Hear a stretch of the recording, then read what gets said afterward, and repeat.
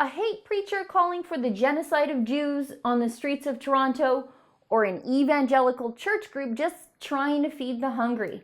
Can you guess which one got summer jobs funding from the Liberal government? Who am I kidding? You guys absolutely already know the answer to this. Over the weekend, Al-Quds Day demonstrations were held in cities all across the world. Now, Al-Quds is the Arabic name for Jerusalem, and the rallies are held on the last Friday or Saturday after Ramadan.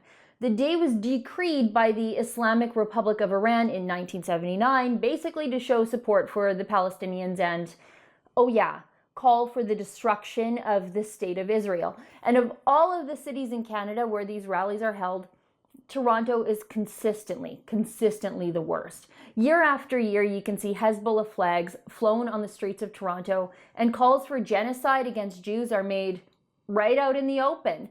In fact, for 2 years in a row now, the Al-Quds protests have been taking place in a City of Toronto public park right behind the Ontario legislature, without any sort of permits or permission. And both City Hall and the former Liberal government in Toronto have seemed to turn a blind eye to it all. I mean, just look at this video of this hate preacher here. This took place in Toronto over the weekend, right out in the open. Just watch. This is our prayer to the Almighty Creator. Whether you call Him God or Allah, you call Him Jehovah, whatever name you want to call Him, we pray to the Creator and to the Almighty. A day will come when we will see justice throughout the world, the eradication of the unjust powers, such as the American Empire, such as the Israeli Zionists, and the same way that we saw the British Empire wither away. The sun never set on it, the sun sets on it. We will see a day coming, inshallah, God willing, in our lifetime, where this empire, the Zionist empire, the American empire, will be down in the dustbins of history, inshallah, God willing. Allahumma ajil li waliyika al-hujjat ibn al-Hasan salawatuka alayhi. I mean, that is absolutely outrageous. It's so bad that brand new Ontario Premier Doug Ford has said that he's going to crack down on it, tweeting that blatantly racist or anti-Semitic ideology should never be permitted on the grounds of the Legislative Assembly of Ontario or anywhere else in this province. Now look, I don't believe in the concept of hate speech. Hate is a human emotion, and you just can't outlaw those, but calls to violence are different in that they can be both incitement to violence and violent threats, and both of those things are against the law. And I think that if a group of, let's say, neo-Nazis were saying these same things about Jews, which they have and they do, I'm sure you would agree with me that Toronto Mayor John Tory and Liberal Premier Kathleen Wynne would have been ferocious in their denouncement of such a hateful rally. So I guess why the double standard here and now? But I've got another problem with all of this. That man in the video that I showed you earlier calling for the eradication of Israelis, calling for genocide really, well, his name is Sheikh Shafiq Huda of the Islamic Humanitarian Service of Kitchener, Ontario. His organization, if you can believe it, is a registered charity within Canada. And this year, he got a summer jobs grant from the Liberal government of Canada. I had seen an MP tweet about this on Twitter, and I couldn't believe it. So I actually went to the database that the government keeps of their summer jobs grants. And you know what?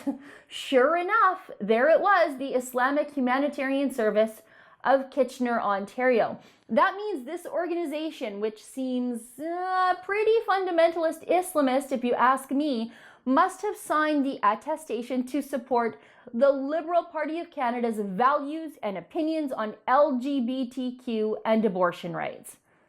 Really? I guess that begs the question, do we really think this guy, this Sheikh Shafiq Huda, is really okay with gay and transgender people? Really? Really? Or was he just okay to lie on his attestation and get access to that sweet, sweet government grant cash?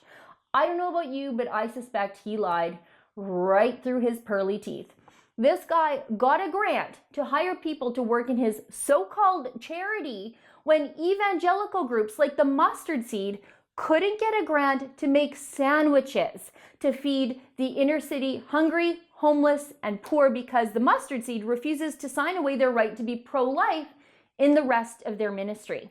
It is absolutely revolting. One could reasonably surmise that according to this social justice liberal government, it's okay to publicly espouse to want to murder Jewish people. That's something that can be overlooked in the name of tolerance to get you some charity funding, because all of a sudden the liberals become free speech advocates or something, as long as you're not pro-life. But don't you dare let someone's filthy, baby-loving pro-life hands touch a roast beef sandwich meant to ease the growls of a homeless, hungry belly. Because according to the liberals, that, my friends, is hateful. For the Rebel.media, I'm Sheila Gunn Reid. I have a brand new book out. It's called The Case Against David Suzuki, an Unauthorized Biography, and it is available for free for digital download at suzukibook.com. But I want to do something else. I want to make it an Amazon bestseller so that everybody, even people who don't watch The Rebel, can know that the book exists and get the truth about David Suzuki. So for just $2.57, the cost of doing business, you can download my book on Amazon and help me make it an Amazon bestseller.